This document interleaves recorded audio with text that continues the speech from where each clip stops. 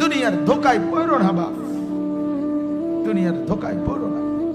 মাকে বুঝান, আজ মারা বেসামাল হয়ে গেছে, আজ বোনেরা বেসামাল হয়ে গেছে, বেপরদার উৎসব তুলে দিছে। এটা যেন আল্লাহর সাথে যুদ্ধ করছে। আল্লাহ করোনা না, তুমি আরো কিছু দাও, আমরা বেপরদিগি ছাড়বো না। যুবক ছেলেগুলো যেন বলতেছে, আল্লাহ তুমি করোনা দেওয়ার চাই দাও, অশ্লীল ছবি দেখা, ফেসবুকে নর্তকী দেখা আমরা ছাড়বো না।